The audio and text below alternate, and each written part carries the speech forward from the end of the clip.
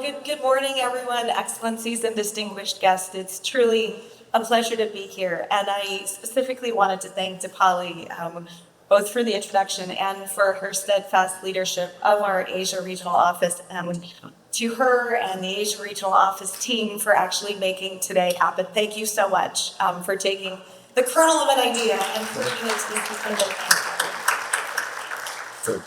I also wanted to extend thank you, Govind, for making the trek to your very first Rockefeller formal occasion. I hope we delight and inspire you. And I also saw out there Archana Sorang. Archana is a member of our Climate Advisory Council, and she's really the champion for Indigenous knowledge and thought leadership, and reminds us and me often that the best answers to our work come from home. So thank you very much, Archana. Thank you, Govind, for being here. So I think I want to get underway, and I'm realizing I actually don't have a clicker. So I'm hoping someone can cue my slides and perhaps, awesome. Okay, great. So with that, I'll get this underway. The first slide I want to show you actually is something that helps us think about how we are thinking about the current moment, thinking about what RF is focused on. And it comes from our first work that we've been doing. We released at the UN General Assembly, where we launched something called Build the Shared Future. It's an initiative to really spark the idea of how we can think about global collaboration in this new era, in this world of big global challenges. And we did this for 3 reasons. One is that conflicts are intensifying. 2, because climate shocks are escalating. And 3, I don't have to tell you, technology is shaping our world faster than we actually know it. And so in this unpredictable world, the idea of global cooperation is imperative. And so last month, as part of that, we actually did a survey of about 36,000 people in 34 different countries to try to understand, what does the world think about cooperation? And the findings were very clear. People support cooperation when it actually delivers results. 55% of the people polled said that their country should cooperate on global challenges, even at the expense of some national interests. And support rose to 75% when cooperation was shown to solve problems effectively.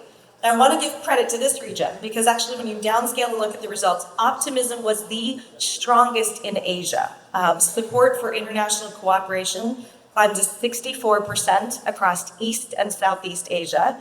And hats off in particular to Indonesia, where 77% of the respondents said that they would support international cooperation if they proved effective, and 78% said that they would support international cooperation if it proved that it could solve problems here at home with Indonesia.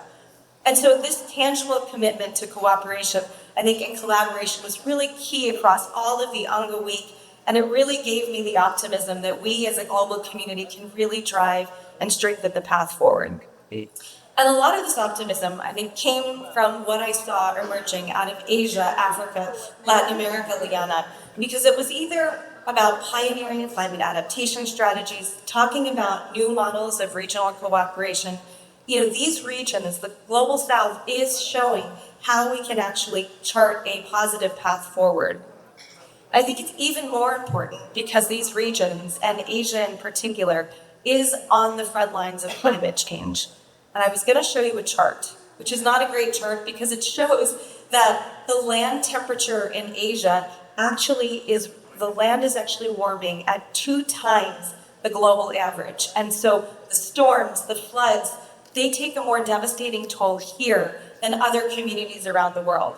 And it's estimated that Asia will face somewhere between 102 billion and 431 billion in adaptation needs in terms of funding a year to keep its population safe.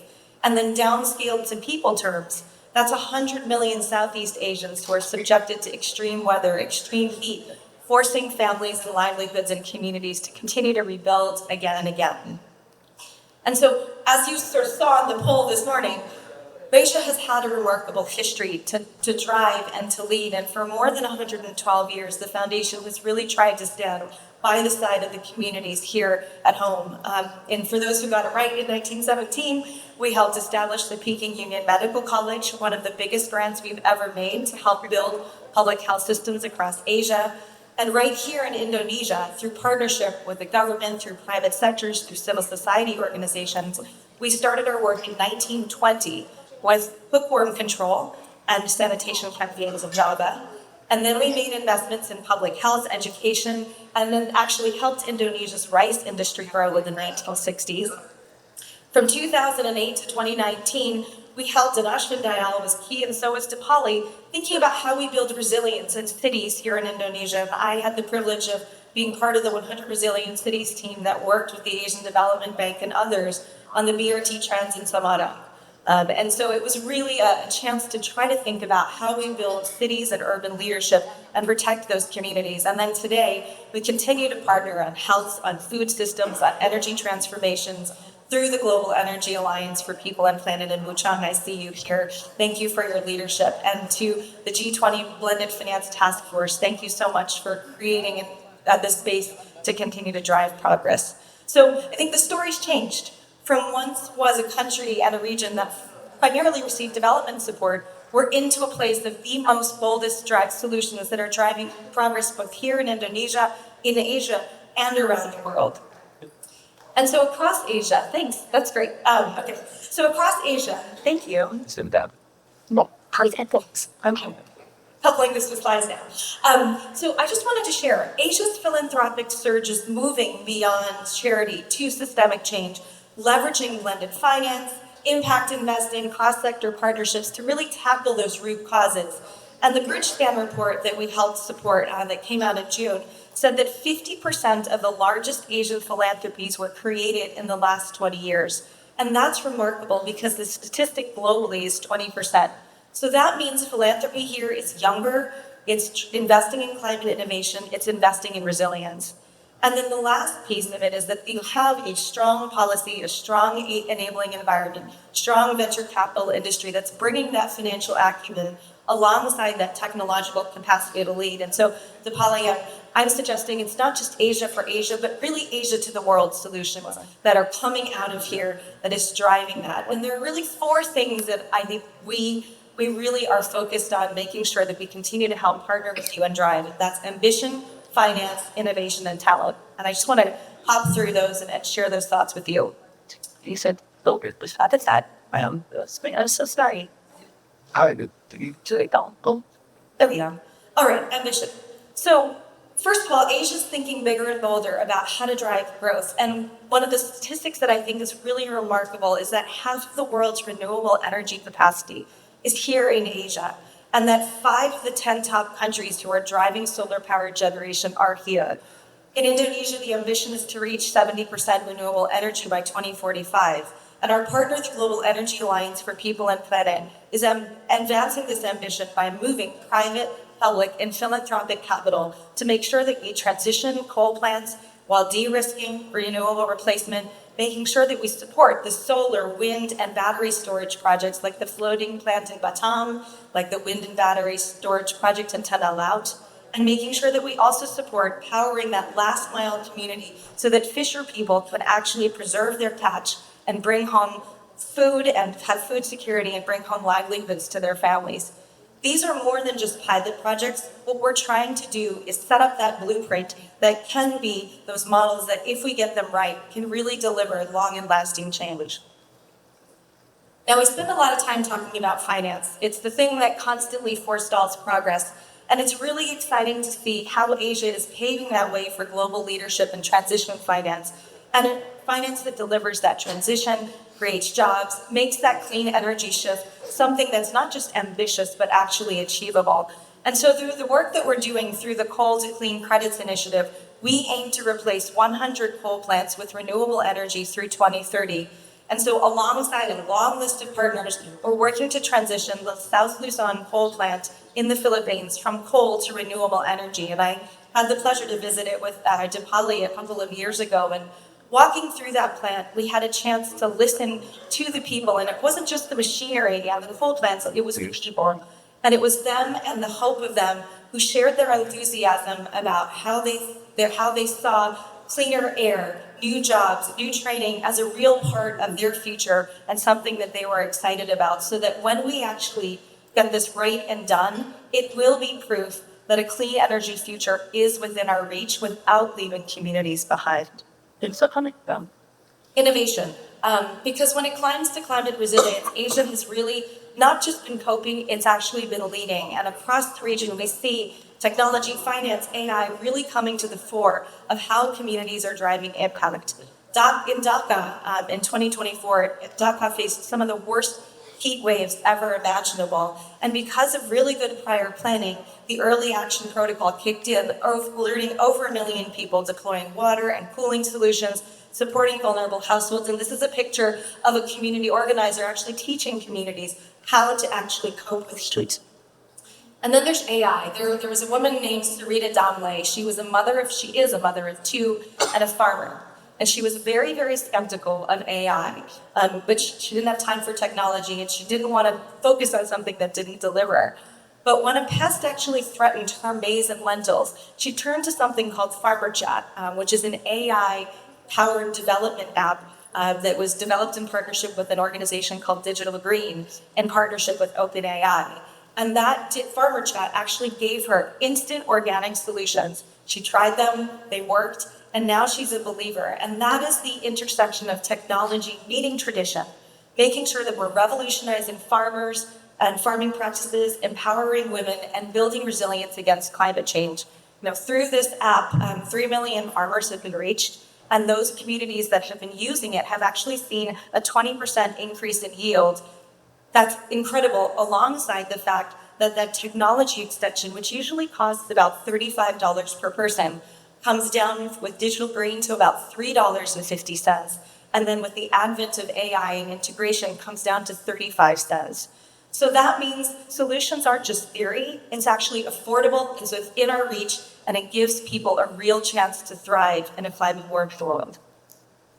And so last but not least, talent. These are our incredible Big Bets Fellows in Asia. And this is our chance to really harness that potential by supporting this community of young leaders across these 26 countries that are trying to pioneer scalable, local-rooted solutions.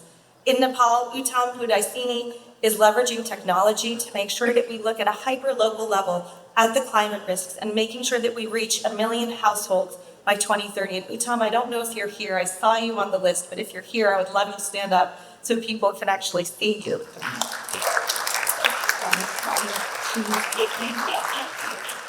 And then in India, I don't think Anusha made it, but Anusha Bhargava is building a platform to advance ecological restoration, connecting researchers, policymakers, and conservationists to make sure that everyone has the information needed to protect our natural habitats.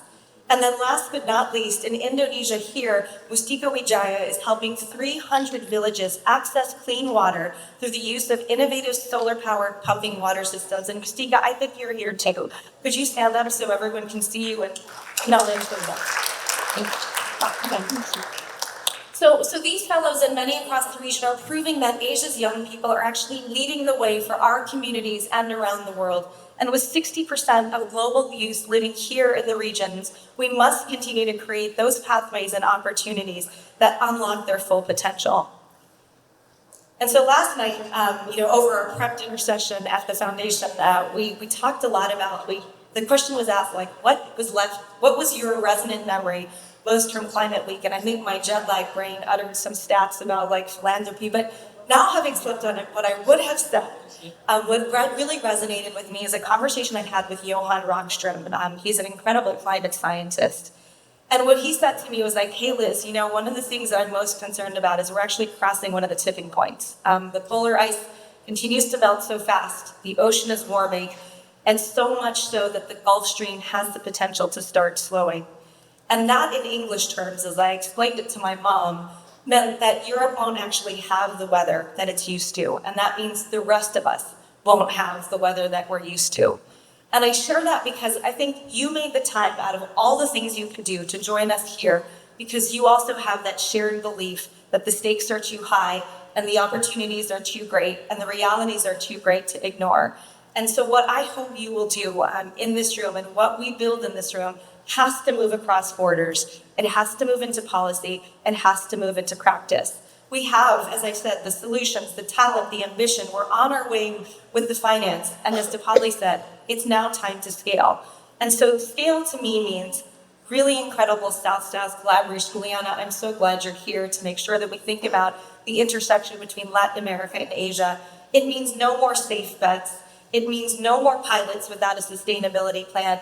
And it really means no convening without accountability. And so here's my ask to all of you.